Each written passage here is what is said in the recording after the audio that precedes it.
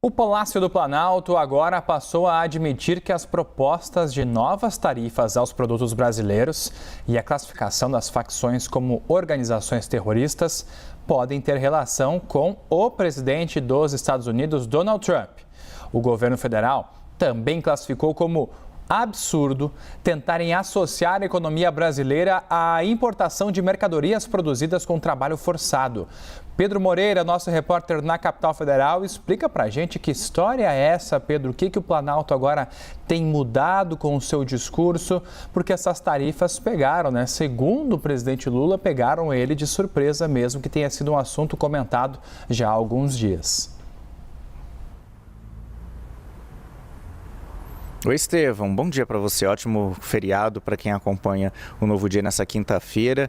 Pois é, antes, integrantes do governo e até o presidente Lula, nos discursos que vinha fazendo nos eventos em que participou, depois desses anúncios desfavoráveis aí por parte dos Estados Unidos, esses interlocutores e o presidente vinham atribuindo essas decisões, sobretudo ao secretário de Estado dos Estados Unidos, Marco Rubio, que é o equivalente ao nosso ministro das Relações Exteriores. Marco Rubio é considerado da ala mais radical do governo Donald Trump e tem uma visão mais de oposição a governos de esquerda, como é o caso do governo do presidente Luiz Inácio Lula da Silva. Isso acontecia, Estevão, por dois motivos. Primeiro, porque o Planalto não queria entrar em um embate direto, logo de cara, com o presidente Donald Trump, tentando manter ali uma porta aberta para o diálogo entre os dois presidentes diretamente, mas também para não atribuir muito valor à articulação da direita brasileira, da família Bolsonaro,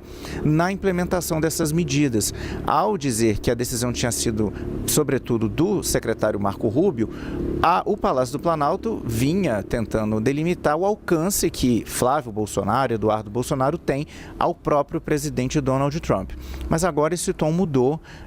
Os integrantes do governo passam tanto a enxergar mais uma possível participação de Trump nessas decisões, uma participação mais direta, e passam também a verbalizar mais isso. Isso também a gente pôde perceber nas notas, né, que foram divulgadas essa semana em resposta a essas decisões, sobretudo das tarifas que podem ser aplicadas a produtos brasileiros que são exportados para os Estados Unidos. Essas notas vieram em tons muito mais duros e muito mais críticos, né, tanto ao governo dos Estados Unidos quanto a esses integrantes da família Bolsonaro que, segundo o governo, articularam por essas decisões desfavoráveis. Nessa quarta-feira, por exemplo, a gente teve a nota referente ao anúncio mais recente daquela investigação do Escritório de Representação Comercial dos Estados Unidos, que viu o Brasil e outras 59 economias envolvidas no que eles chamam de um cuidado que deveria ser maior para tentar se evitar o chamado trabalho forçado. Ao responder essa informação, esse anúncio feito pelo representante comercial dos Estados Unidos, o governo brasileiro falou que manifesta profunda discordância desse resultado preliminar dessa investigação, e diz que é lamentável que o tema tão relevante como o da proteção de condições dignas para milhões de trabalhadores seja desvirtuado para servir de justificativa a medidas protecionistas unilaterais.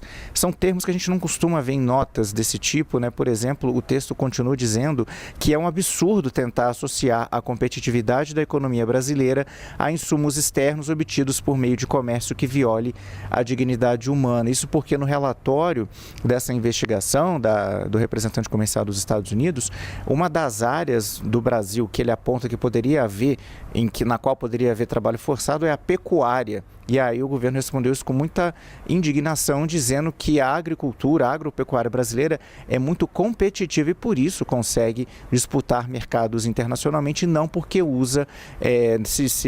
faz uso de trabalho forçado. O Palácio do Planalto também disse que a Organização Internacional do Trabalho reconhece há décadas o Brasil como referência no combate a esse tipo de exploração de mão de obra e que o Brasil vai se reservar o direito de recorrer à lei da reciprocidade, aquela aquela lei que o Congresso aprovou no ano passado, que dá mecanismos para o governo brasileiro responder em casos de medidas unilaterais de outras economias que firam as regras internacionais de comércio. E nessa investigação, cujo resultado preliminar foi divulgado na noite de terça, o Brasil disse que vinha informando ao escritório comercial dos Estados Unidos, vinha enviando documentações e explicações sobre a situação da legislação brasileira, que já prevê esse tipo de trabalho aqui no Brasil, né? Isso já é combatido aqui, o chamado trabalho análogo à escravidão, e que por isso esse resultado dessa investigação pega tanto de surpresa ao governo brasileiro. O governo brasileiro disse que o Ministério do Trabalho vai continuar com a parceria que já tem com o Departamento de Trabalho dos Estados Unidos, justamente para combater esse tipo de crime, e que os acordos internacionais de comércio que o Brasil e o Mercosul assinam prevêem cláusulas também de combate ao trabalho forçado. Essas três notícias mais recentes, né, Estevão, desfavoráveis ao governo Lula e ao Brasil. Primeiro, nós tivemos na semana passada a classificação por parte dos Estados Unidos das facções criminosas Comando Vermelho e Primeiro Comando da Capital como grupos terroristas internacionais. Na segunda, nós tivemos o resultado preliminar daquela investigação específica que era contra o Brasil, que vinha sendo feita pelos Estados Unidos, sugerindo que o governo dos Estados Unidos cobre uma tarifa adicional de 25% sobre os produtos brasileiros. E na terça-feira tivemos o anúncio mais recente dessa provável tarifa de 12,5% referente a uma possível presença, de acordo com os Estados Unidos, de trabalho forçado nas cadeias de produção de produtos que são exportados para os norte-americanos. Sobre essas três decisões desfavoráveis, interlocutores do Planalto, vem muito difícil a possibilidade de reversão das duas primeiras, classificação de facções como grupos terroristas e a tarifa de 12,5%, ou seja, a primeira e a última das decisões, né, o governo vê que é possível reverter. Agora, a tarifa é mais difícil reverter, Estevão, desculpe, mas a tarifa de 25%, o Palácio do Planalto ainda atua tentando evitar essa taxação maior sobre os produtos brasileiros. A gente tem uma reportagem preparada pela nossa colega Luciana Amaral que explica melhor essas decisões desfavoráveis recentes do governo americano. Vamos acompanhar. Um novo fator se soma à crise entre Brasília e Washington. O escritório do representante comercial americano, o USTR, ameaça tarifar em 12,5% o Brasil e outros 59 países por supostas falhas em combater o trabalho forçado. A taxa se juntaria a outra, de 25%, que os Estados Unidos propuseram na terça-feira. Com isso, o tarifaço chegaria a 37,5% em determinados produtos, parecido com os valores vistos no ano passado. Em reunião ministerial nesta quarta, o governo diz que a nova ameaça dos Estados Unidos é protecionista e fala em reciprocidade. Nós somos muito grandes, nós temos muita história e nós não podemos aceitar o tratamento que os Estados Unidos deu ao Brasil esta semana. Não é possível.